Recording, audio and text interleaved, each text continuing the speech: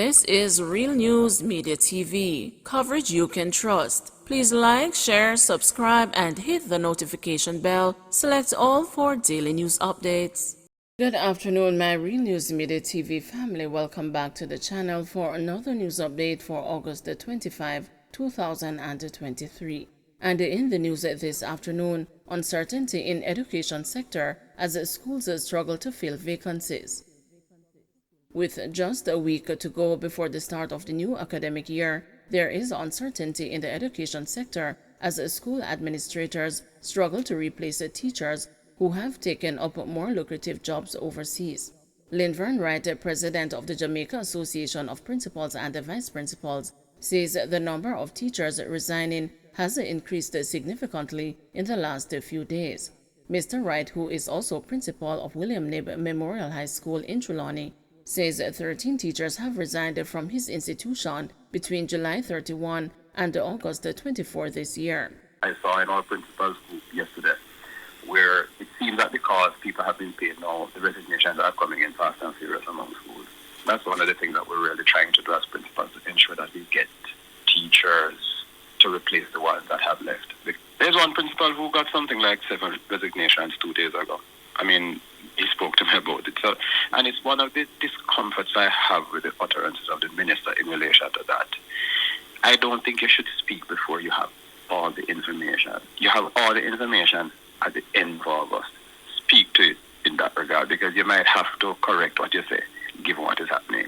Principal of Old Harbor High School in St. Catherine, Linton Weir, said he has received resignation letters from 5 teachers and 1 more is pending. Mr. Weir said he is having difficulty filling the vacancies. At this time, I think the ministry should be pulling out their hair to say, boy, what is going to happen for September? Because I am pulling out my hair right now, because I have received 5 resignations and I still have 4 positions to fill.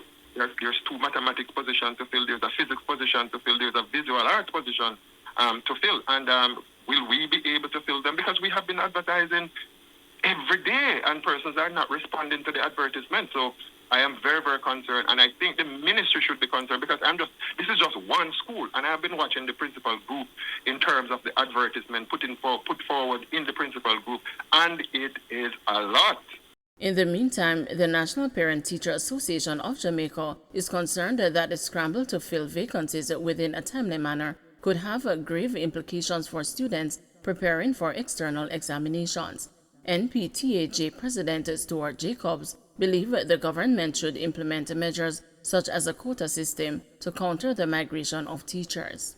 All stakeholders need to sit around the table and negotiate as adults in the interest of our children, so our parents can go to bed knowing that they're sending their child to a school that has the full capacity, the full rollout of teachers to teach their children, so they can realize their full potential as the education system ought to be giving them, so they can add value to society. If that's not happening because teachers are leaving in droves, then we are left very concerned and annoyed, because is it a case where we need to bend to keep the teachers here? Do we need to negotiate with the countries that they're going to ask them to have a quota system of taking teachers? Let's put a tariff on it.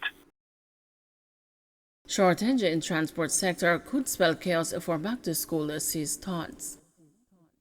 The Transport Operators Development Sustainable Services is predicting chaos in the transport sector at the start of the new school year. The new academic year begins in just over a week on September 4. TOD's President Egerton Newman says that there is a chronic shortage of vehicles on several routes. He says the lack of buses on critical routes will see commuters being left stranded or faced with long wait times. Mr. Newman criticized the delay in acquiring new Jamaica Urban Transport Company buses, which have yet to be rolled out. Those who ask for those buses should have known that the shipment would not reach on time, so that those buses that are in JUTC can be taken out, put into the garage and get fixed, while those new buses run the road as we speak. So come September morning, you wouldn't just maybe have 120 buses, including those 50 new buses to take our people to school and work, but you'll have some buses being fixed. so the fleet would be increased to maybe about 180 or so buses, he pointed out. The promised 50 new JUTC buses have arrived on the island, but have not yet been incorporated into the fleet of the state-run bus company. Witness Protection Program still facing challenges, Chang admits. Minister of National Security Dr. Harris Chang has admitted that the state's Witness Protection Program continues to face challenges even as the government forked out $234 million for the 2022-2023 financial year to safeguard 260 people in protective custody. According to Dr. Chang, the budget for the 2020-2021 fiscal year was $180 million, while it was $193 million for 2021-2022. Among the challenges are the long waiting times for cases to be tried.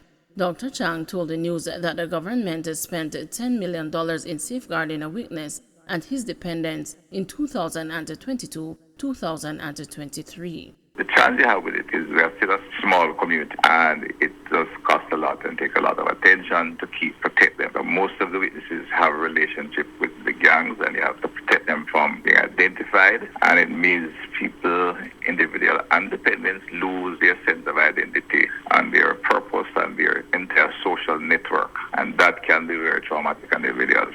The longer the case takes to try, the more difficult it is, and that's the challenge you have with a number of key witnesses. But so far, we've been able to handle it. It can cost a fair amount. We have a number of MOUs with international players where we can, in fact, send witnesses who need to be overseas to different jurisdictions.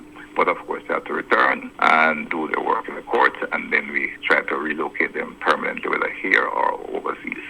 Whether here or elsewhere, it's finding a place fields that can be comfortable and doing something productive. If they have to leave the island, then we also have to work through the international protocols, which can take a long time. And there's not much we can do about that.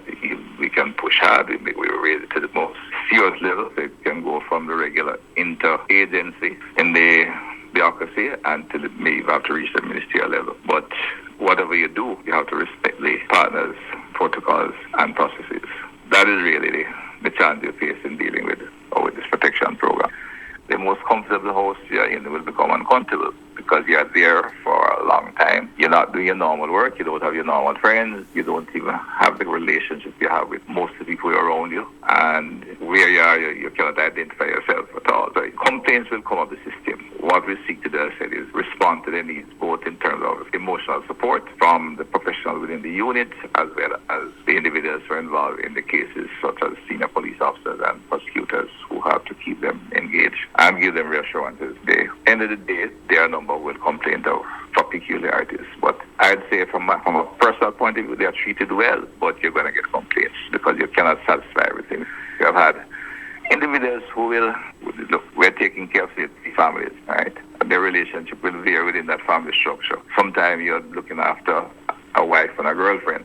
You still have to keep the distance between the wife and the girlfriend and keep the gentleman in the middle, and you provide them with adequate resources to be comfortable. You're not going to put them in a shack to live. You put them somewhere safe to start with, so it has to be a decent home, and you provide them with enough resources to live reasonably comfortable.